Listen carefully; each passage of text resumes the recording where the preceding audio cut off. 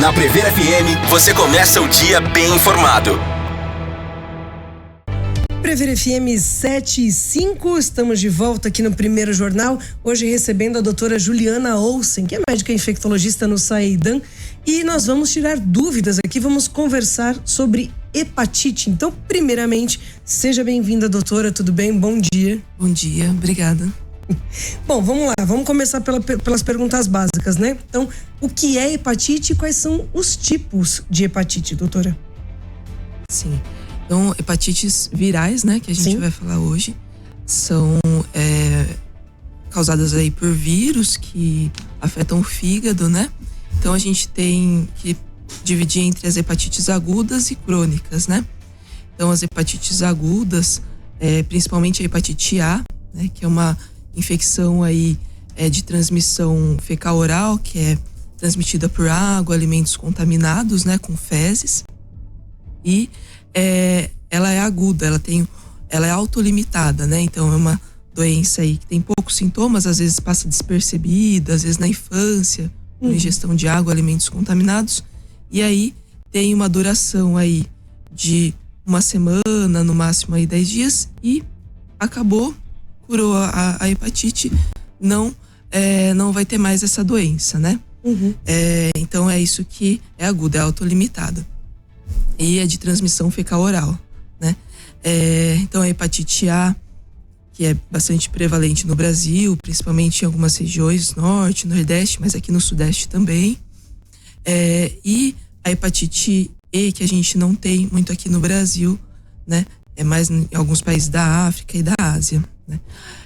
E a gente tem que falar das hepatites crônicas, que aí sim, essas infecções, elas são para a vida toda, assim, né? Elas cronificam, então você tem a infecção aguda, que ela passa despercebida, você adquire o vírus, né?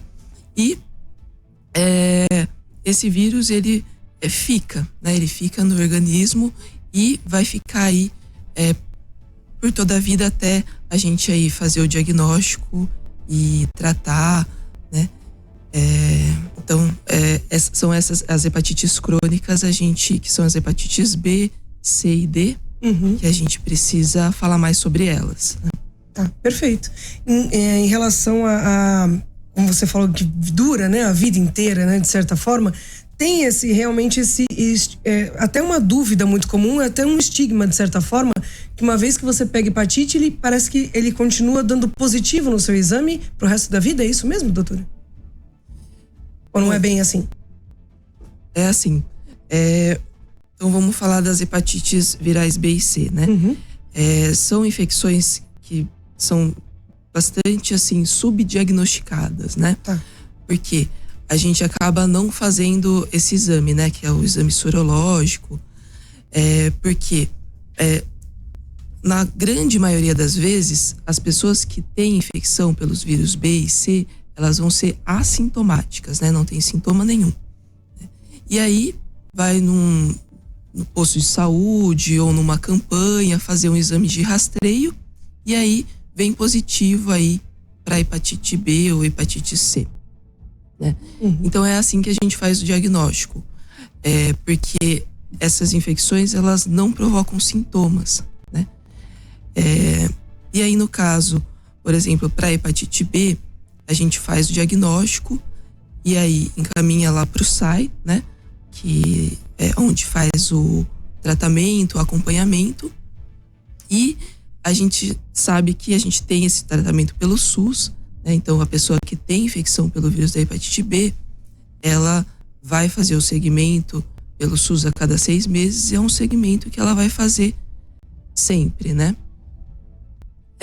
Para hepatite C, a gente também faz o diagnóstico da mesma forma, é uma infecção aí assintomática, faz o exame de rastreio, faz o diagnóstico, é encaminhada pro SAI, que é um serviço especializado, e aí a gente faz o tratamento, que é um tratamento aí com medicação via oral, que a gente faz na maioria das vezes por 12 semanas, e depois dessas 12 semanas a gente consegue curar o vírus, né? Em mais de 95% aí dos tratamentos dos casos de tratamento da hepatite C, a gente consegue ter cura, né, uma taxa alta de cura do vírus da hepatite C.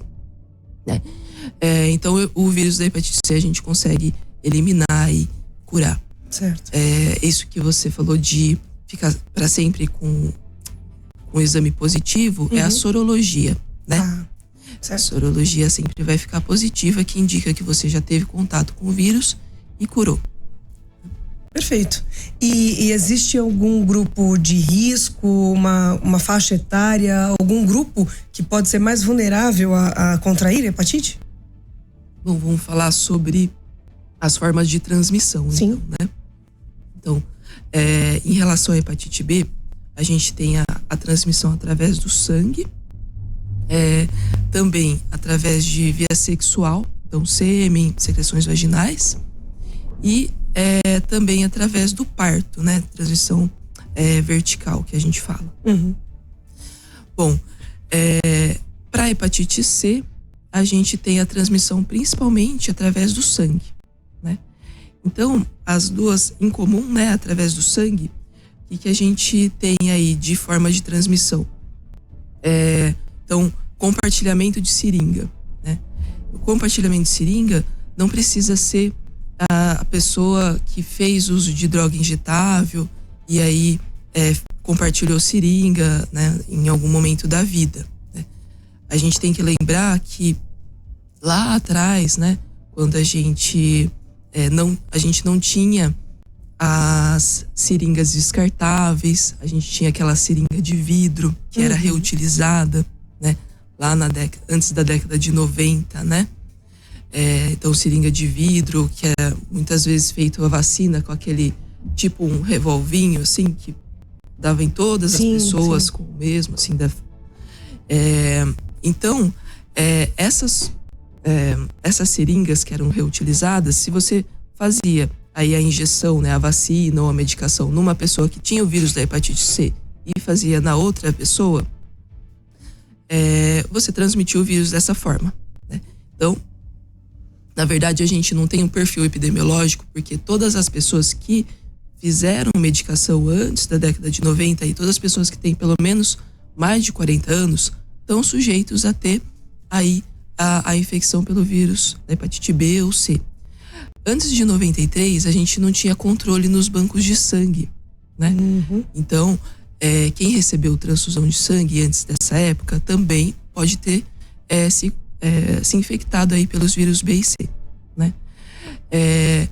Pessoas que fazem aí tatuagem ou piercing ou colocação de piercing, né? Em estúdios aí que não fazem o descarte do material, né, ou esterilização do material, ou mesmo manicure, né? Então, material de manicure, se você utiliza aquele alicatinho de cutícula, sangra e a pessoa tem hepatite C, você vai reutilizar em outra pessoa, você pode aí ter a transmissão dessa forma, tá? Por isso é importante ver se o equipamento da manicure também está esterilizado, tá tudo certinho. Sim, ou ver se está esterilizado, né, da forma correta, ou levar o seu próprio material, né? E sempre nos estúdios de tatuagem ou piercing, ver se o material é descartável, né? Então, são todas essas formas aí de transmissão, tanto do vírus B quanto do vírus C. Vírus B ainda a gente tem a questão da transmissão sexual, né? Sexo sem preservativo. E em relação ao parto, a gente tem que ter o pré-natal, né? Aqui no estado de São Paulo, na região sudeste, no geral, a gente ainda tem uma cobertura. As mulheres têm ainda o acesso ao pré-natal, né? Algumas regiões remotas lá do norte, população indígena, ribeirinha, a gente tem mais difícil acesso, né, ao pré-natal, e acaba que a gente não faz diagnóstico da hepatite B e tem essa transmissão pro bebezinho, né? E outra coisa, desde 98 aqui do Brasil, a gente faz para todo o bebê que nasce, a gente faz a vacina para hepatite B, né? Desde 93 a gente faz para todas as crianças menores de 1 ano e desde 98 para toda o bebê logo que nasce, tá? Então a vacina para hepatite B ela está disponível então pelo SUS e ela já é dada já então nos primeiros dias de vida. Nas primeiras horas de vida, nas primeiras 12 horas de vida. E se alguém de repente não tomou nessa ocasião, pode tomar depois de mais velho? Como é que funciona a vacinação para hepatite B? A vacina está liberada para os adultos, para qualquer faixa etária hoje, né? Então, quando a gente toma a vacina e fica imunizado, a gente adquire um anticorpo, o anti-HBS. Quem não tomou a vacina não vai ter esse anticorpo, né? Ou quem tomou e porventura não adquiriu o anticorpo aí, que isso pode acontecer em uma porcentagem pequena da população, a gente não vai ter esse anticorpo, né? Então, o que as pessoas devem fazer, né? Checar se tem esse anticorpo de proteção para hepatite B, né? Então, no posto de saúde faz esse exame e no seu médico de acompanhamento aí de rotina você consegue fazer esse exame, é um exame fácil de fazer. E aí, se você não tem esse anticorpo de vacina, você vai fazer as 3 doses da vacina para adquirir esse anticorpo, que é um anticorpo que protege você da hepatite B por toda a vida, né? Então é importantíssimo as pessoas saberem disso, porque a hepatite B tem essa prevenção por vacina, né? Sim. Você falou de 3 doses, tem período entre elas? Com 0, 2 e 6 meses. Perfeito. Se de repente ela tem prazo de validade? Não. A vacina, depois de alguns anos, tem que renovar? Não. É só essa questão de você ver se ficou com anticorpo contra a hepatite B positivo, que é esse anti-HBS. Se a mãe tem hepatite e na hora do parto corre o risco de ter a transmissão vertical, né, que fala, a vacina já nas primeiras horas ali do bebê ajuda a parar, a prevenir a doença? Para a mãe que tem hepatite, a gente faz a vacina mais a imunoglobulina, que é um anticorpo pronto, né? Isso previne aí praticamente 100% da infecção pelo vírus da hepatite B. E também a gente tem a questão do tratamento, né? Então, hoje a gente tem disponível pelo SUS o tratamento da hepatite B. Então, em quem tem a carga viral mais alta, né, tem indicação de tratar, principalmente em gestante, a gente faz o tratamento com uma medicação que é um comprimido único, que chama tenofovir, e aí a gente já diminui essa infecção aí na hora do parto. Além do tratamento, a vacina mais a imunoglobulina. Mas tem o risco ou a probabilidade da criança nascer com a doença? Não. Com tudo isso, não. Não. E agora no mês de julho, que é o mês de combate, né, a hepatite... Mês de conscientização, né? Conscientização. O Saída tá com alguma ação, tá promovendo algo? Olha, a gente vai, na verdade, quem tá fazendo algumas campanhas aí para testagem da população, porque o que a gente tem que fazer agora, que a gente sabe que essas pessoas que têm infecção pelo vírus da hepatite B e C, elas não têm aí, não sabem, porque é uma infecção assintomática, né? Então, a gente tem que buscar, né? Então, a gente tem que fazer a testagem. Então, a gente tem que vir aqui e falar para as pessoas fazerem os testes nos postos de saúde, né? E fazer campanha para testagem. Então, eu até conversei ontem com a Thaís, que é do CTA. Ela vai fazer algumas campanhas em alguns pontos estratégicos, né? Tipo a Praça do Bosque, o shopping, né? Que é para fazer aquela testagem do dedinho mesmo, que é um teste rápido, para já sair na hora o resultado e a gente já faz aí o diagnóstico aí das pessoas que nunca fizeram a testagem, né? Então, é uma forma da gente... Porque tem gente que nem sabe que existe, né? Essas infecções, essas doenças, né? E depois tem um acompanhamento? Se o resultado da pessoa dá positivo? Sim. Aí depois, se o resultado da pessoa dá positivo, ela vai ser encaminhada lá para o SAI para fazer o tratamento, né? No caso da hepatite B, a gente tem a medicação e faz aí o tratamento e acompanhamento. A maioria das vezes, um acompanhamento mais prolongado, né? Agora, a hepatite C, a gente faz um tratamento por poucas semanas, né? 12 semanas, na maioria das vezes, e cura, né? Cura a infecção e consegue aí dar alta para o paciente. Existem formas diferentes de tratamento ou apenas um tratamento para hepatite? Hepatite B e C são tratamentos diferentes, né? São vírus diferentes e para hepatite B a gente tem aí, de acordo aí com a fase da infecção, né?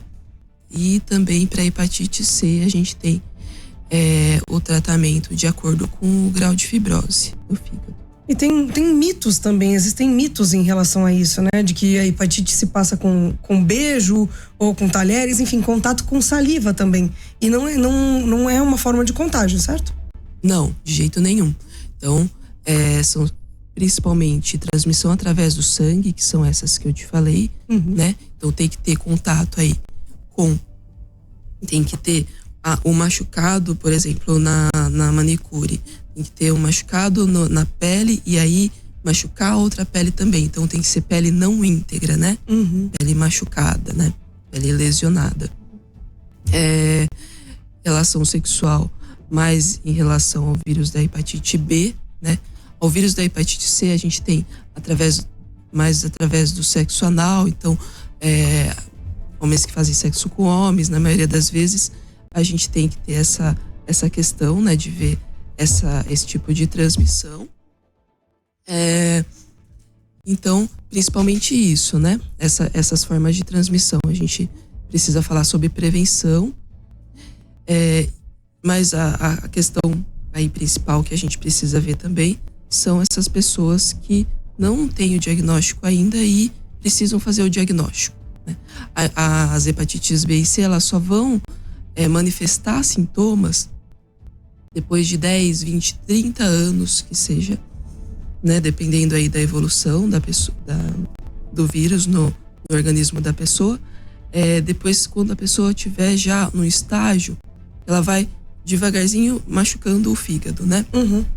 E aí, só no estágio de cirrose hepática, a gente vai ter aquelas manifestações aí clínicas de cirrose descompensada, né? Então, a pessoa fica amarela, barriga d'água, né? Que fica aquela barriga grande, vomita sangue, né? Isso aí é no estágio final aí de cirrose descompensada. Isso, e nessa fase tem algo que se possa fazer para aí fica mais difícil da gente tratar e da gente curar, né? Fica mais difícil e a mortalidade é alta. Então são as principais aí causas de morte aí por hepatite: cirrose hepática e câncer de fígado. Certo, entendi. E como é que está o cenário atual no Brasil de detecção, inclusive, de hepatite? A gente tem um número aí tanto de hepatite B quanto de hepatite C de mais de 1 milhão de pessoas, né? Os dados são do último ano de 2023. E só que a gente tem aí uma estimativa, né, do número de pessoas infectadas, porque tem bastante gente que tem a infecção, mas não tem o diagnóstico ainda, né? Então a gente tem essa estimativa do número de pessoas infectadas, que a gente fala que é muito maior do que o que realmente está diagnosticado, né? Então a gente não tem um número exatamente aproximado ou mais abrangente a nível nacional também. Aqui em Botucatu há um registro de quantas pessoas infectadas em média, pelo menos? Não tem esse dado para você, não me informei sobre esse dado. Não, sem problema. Sem problema nenhum. Então, a vacina está disponível. Então já tem que ser nas primeiras horas de vida, principalmente, de preferência, né? Preferencialmente. Sim. E a melhor maneira também, inclusive para prevenção, é fazer o exame. Como é que funciona para se a pessoa tiver o interesse de saber se ela tem a hepatite ou não? É só chegar no SAI? Como é que funciona essa parte? Na verdade, você pode fazer esse exame em qualquer posto de saúde. Não precisa ir diretamente ao SAI se precisar. Ok. Então, em qualquer posto de saúde do município, também no Espaço Saúde, das 8 às 16h30. Esse é o período. Então, você pode chegar lá e aí, se tiver disponibilidade, dá para fazer na hora, ou ligar agendando um dia para fazer esse exame, né?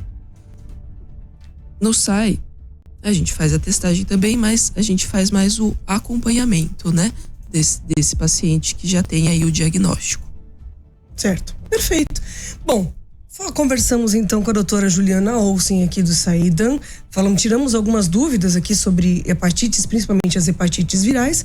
Você quer deixar algum recado? Tem alguma ação próxima agora no Julho Amarelo para prevenção de hepatite, não?